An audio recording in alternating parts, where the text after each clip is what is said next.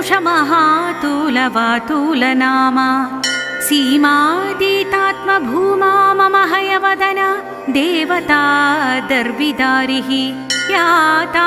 श्वेताब्जमध्यं प्रविमलकमलश्रद्धरा दुग्धराशिः स्मेरा सा राजराजप्रभृतिनुतपदा सम्पदं संविधत्ता तारा ताराधिनाथस्फटिकमणि सुधाहीरहाराभिरामा रामा रत्नाब्धिधन्या कुशलिकुचपरिरम्भ संरम्भधन्या माद्यानन्यार्हदास्य प्रणत तदिपरित्राणसत्रात्तदीक्षा दक्षा साक्षात् कृतैषा सपदि हयमुखी देवता सावतान्नः अन्तर्ध्वान्तकल्पं निगमहृता सुरध्वंसनैकान्तकल्पं कल्याणानां गुणानां जलधिम् अभिननमद्बान्धवं सैन्धवास्यं शुभ्रां शुभ्राजमानं दधतमरिदरे पुस्तकं हस्तकञ्जैः भद्रां व्याख्यानमुद्रामपि हृदि शरणं यामतारं सदारम् वन्दे तं देवमाद्यं नमदमरमहारत्नकोटीरकोटि वाटी निर्यत्ननिर्यद्घृणिगणमसृणीभूत पादांशुजातं श्रीमद्रामानुजार्य श्रुतिशिखर गुरुब्रह्मतन्त्रस्वतन्त्रैः पूज्यं प्राज्यं सभाज्यं कलिरिपु गुरुभिः शश्वदश्वोत्तमाङ्गम् विद्याहृद्यानवद्या यदनघ करुणासारप्रसारप्रसाद धीराधारा धरायामजनि जनिमतां तापनिर्वापयित्री श्रीकृष्ण ब्रह्मतन्त्रादिमपदकलिजित् संयमीन्द्रार्चितं तद् श्रीमद्धामादिभूप प्रथयतु कुशलं श्रीहयग्रीवनाम ज्ञानानन्दामलात्मा कलिकलुषमहातूलवातूलनामा सीमातीतात्मभूमा मम हयवदना देवता दर्विदारिः याता श्वेताब्जमध्यं प्रविमलकमलश्रद्धरा दुग्धराशिः स्मेरा सा राजराजप्रभृतिनुतपदा सम्पदं संविधत्ता तारा ताराधिनाथस्फटिकमणि सुधाहीरहाराभिरामा रामा रत्नाब्धिधन्या कुशलिकुचपरिरम्भ संरम्भधन्या माद्यानन्यार्हदास्य प्रणत तदिपरित्राणसत्रात्तदीक्षा दक्षा साक्षात् कृतैषा सपदि हयमुखी देवता सावतान्नः अन्तर्ध्वान्तकल्पं निगमहृता सुरध्वंसनैकान्तकल्पं कल्याणानां गुणानां जलधिम् अभिननमद्बान्धवं सैन्धवास्यं शुभ्रां शुभ्राजमानं दधतमरिदरे पुस्तकं हस्तकञ्जैः भद्रां व्याख्यानमुद्रामपि हृदि शरणं यामतारं सदारम् वन्दे तं देवमाद्यं नमदमरमहारत्नकोटीरकोटि वाटी निर्यत्ननिर्यद्घृणिगणमसृणीभूत पादांशुजातं श्रीमद्रामानुजार्य श्रुतिशिखर गुरुब्रह्मतन्त्रस्वतन्त्रैः पूज्यं प्राज्यं सभाज्यं कलिरिपु गुरुभिः शश्वदश्वोत्तमाङ्गम् विद्याहृद्यानवद्या यदनघ करुणासारप्रसारप्रसाद धीराधारा धरायामजनि जनिमतां तापनिर्वापयित्री श्रीकृष्ण ब्रह्मतन्त्रादिमपदकलिजित् संयमीन्द्रार्चितं तद् श्रीमद्धामादिभूप प्रथयतु कुशलं श्रीहयग्रीवनाम ज्ञानानन्दामलात्मा कलिकलुषमहातूलवातूलनाम सीमातीतात्मभूमा मम हयवदन देवता दर्विदारिः याता श्वेताब्जमध्यं प्रविमलकमलश्रद्धरा दुग्धराशिः स्मेरासा राजराजप्रभृतिनुतपदा सम्पदं संविधत्ताम् ताराताराधिनाथस्फटिकमणि सुधाहीरहाराभिरामा रामा रत्नाब्धिधन्या कुशलिकुचपरिरम्भ संरम्भधन्या माद्यानन्यार्हदास्य प्रणत तदिपरित्राणसत्रात्तदीक्षा दक्षा साक्षात् कृतैषा सपदि हयमुखी देवता सावतान्नः अन्तर्ध्वान्तकल्पं निगमहृता सुरध्वंसनैकान्तकल्पं कल्याणानां गुणानां जलधिम् अभिननमद्बान्धवं सैन्धवास्यं शुभ्रां शुभ्राजमानं दधतमरिदरे पुस्तकं हस्तकञ्जैः भद्रां व्याख्यानमुद्रामपि हृदि शरणं यामतारं सदारम् वन्दे तं देवमाद्यं नमदमरमहारत्नकोटीरकोटि वाटीनिर्यत्ननिर्यद्घृणिगणमसृणीभूत पादांशुजातं श्रीमद्रामानुजार्य श्रुतिशिखर गुरुब्रह्मतन्त्रस्वतन्त्रैः पूज्यं प्राज्यं सभाज्यं कलिरिपु गुरुभिः शश्वदश्वोत्तमाङ्गम् विद्याहृद्यानवद्या यदनघ करुणासारप्रसारप्रसाद धीराधाराधरायामजनि जनिमतां तापनिर्वापयित्री श्रीकृष्णब्रह्मतन्त्रादिमपदकलिजित् संयमीन्द्रार्चितं तद् श्रीमद्धामादिभूप प्रथयतु कुशलं श्रीहयग्रीवनाम ज्ञानानन्दामलात्मा कलिकलुषमहातूलवातूलनाम सीमातीतात्मभूमा मम हयवदन देवता दर्विदारिः याता श्वेताब्जमध्यं प्रविमलकमलश्रद्धरा दुग्धराशिः स्मेरासा राजराजप्रभृतिनुतपदा सम्पदं संविधत्ताम् ताराताराधिनाथस्फटिकमणि सुधाहीरहाराभिरामा रामा रत्नाब्धिधन्या कुशलिकुचपरिरम्भ संरम्भधन्या माद्यानन्यार्हदास्य प्रणत तदिपरित्राणसत्रात्तदीक्षा दक्षा साक्षात् कृतैषा सपदि हयमुखी देवता सावतान्नः अन्तर्ध्वान्तकल्पं निगमहृता सुरध्वंसनैकान्तकल्पं कल्याणानां गुणानां जलधिम् अभिननमद्बान्धवं सैन्धवास्यं शुभ्रां शुभ्राजमानं दधतमरिदरे पुस्तकं हस्तकञ्जैः भद्रां व्याख्यानमुद्रामपि हृदि शरणं यामतारं सदारम् वन्दे तं देवमाद्यं नमदमरमहारत्नकोटीरकोटि वाटीनिर्यत्ननिर्यद्घृणिगणमसृणीभूत पादांशुजातं श्रीमद्रामानुजार्य श्रुतिशिखर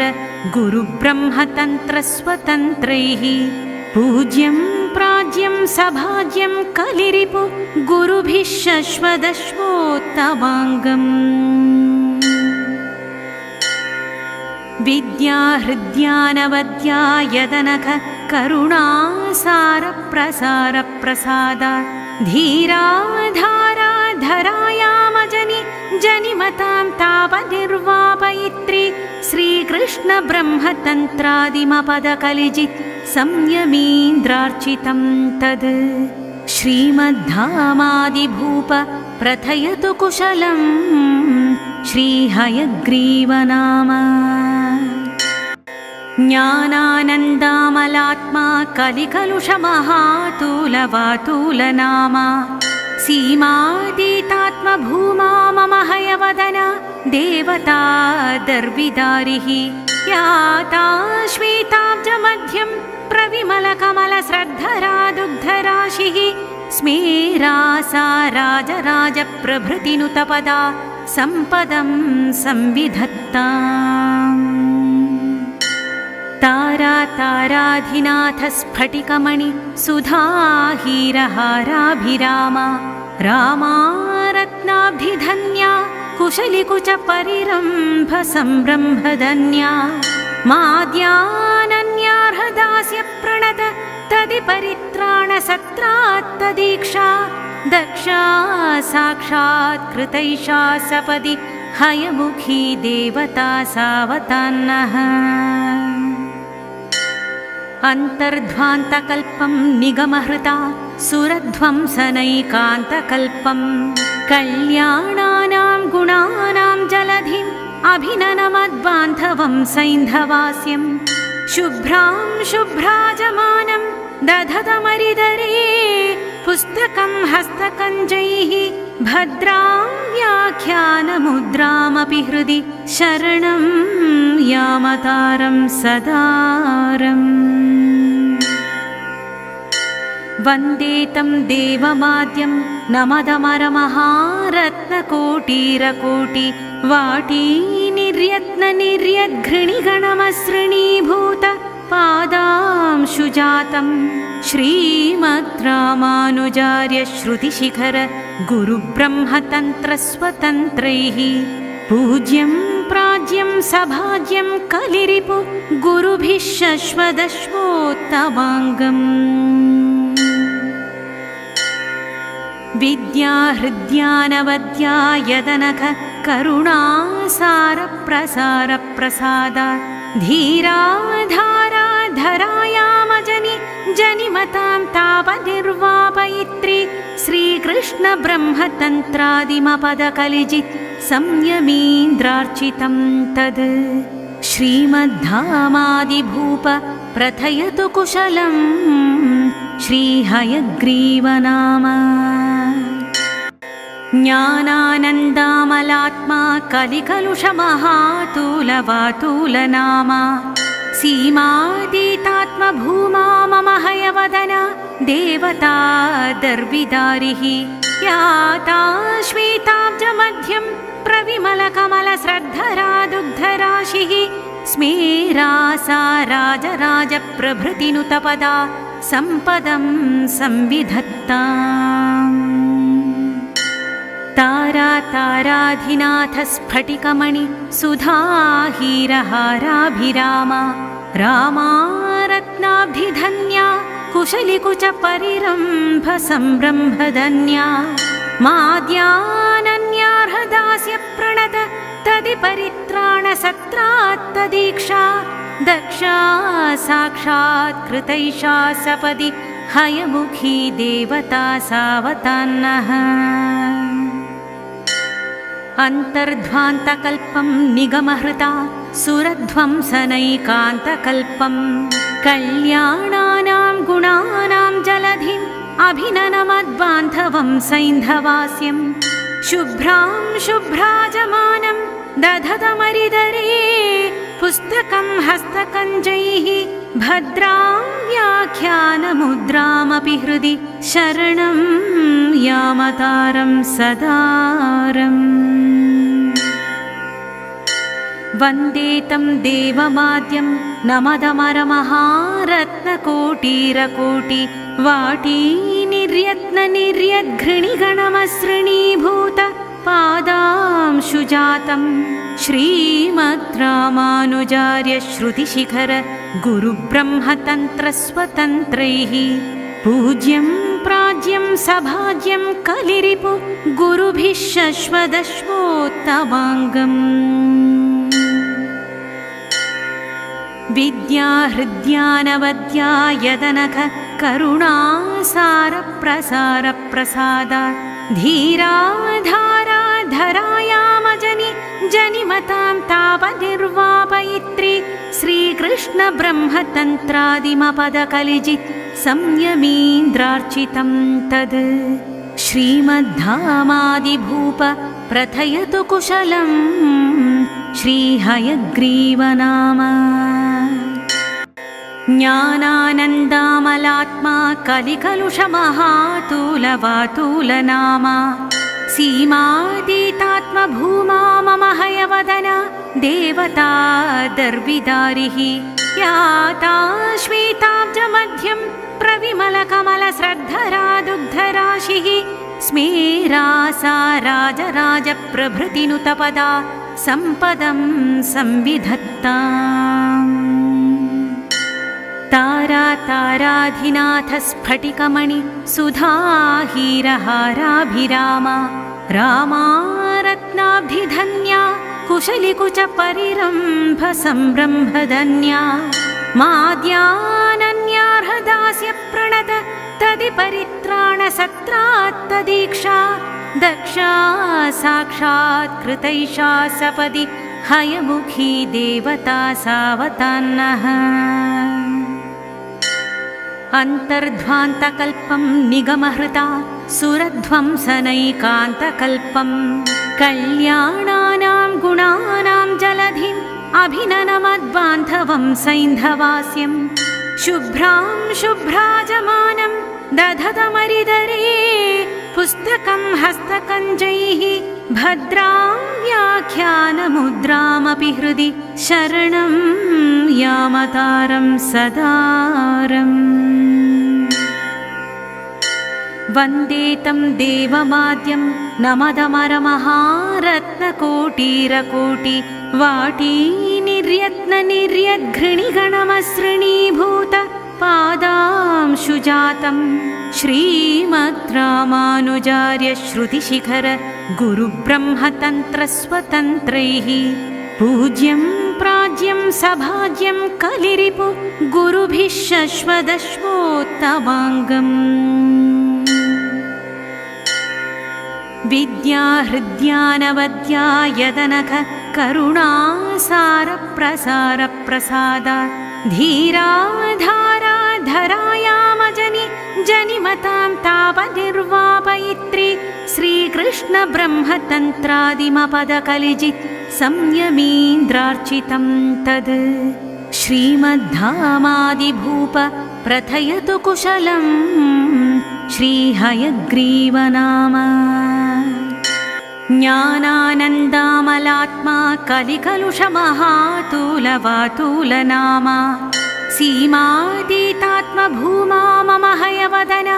देवता दर्विदारिः याता श्वेताब्जमध्यं प्रविमलकमलश्रद्धरा दुग्धराशिः स्मेरासा राजराजप्रभृतिनुतपदा सम्पदं संविधत्ताम् ताराताराधिनाथस्फटिकमणि सुधाहीरहाराभिरामा रामा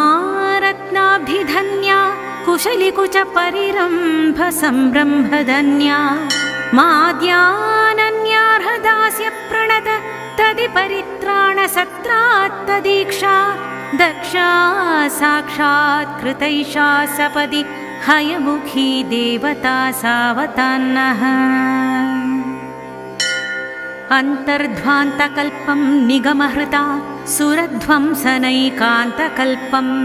कल्याणानां गुणानां जलधिम् अभिननमद्बान्धवं सैन्धवास्यं शुभ्रां शुभ्राजमानं दधतमरिदरे पुस्तकं हस्तकञ्जैः भद्रां व्याख्यानमुद्रामपि हृदि शरणं यामतारं सदारम् वन्दे तं देवमाद्यं नमदमरमहारत्नकोटिरकोटि वाटी निर्यत्ननिर्यद्घृणिगणमसृणीभूत पादांशुजातं श्रीमद्रामानुजार्य श्रुतिशिखर गुरुब्रह्मतन्त्रस्वतन्त्रैः पूज्यं प्राज्यं सभाज्यं कलिरिपु गुरुभिः शश्वदश्वोत्तमाङ्गम् विद्याहृद्यानवद्या यदनघ करुणासारप्रसारप्रसादा धीराधाराधरायामजनि जनिमतां तापनिर्वापयित्री श्रीकृष्णब्रह्मतन्त्रादिमपदकलिजित् संयमीन्द्रार्चितं तद् श्रीमद्धामादिभूप प्रथयतु कुशलं श्रीहयग्रीवनाम इति श्रीलक्ष्मीहयग्रीवपञ्चरत्नं सम्पूर्णम्।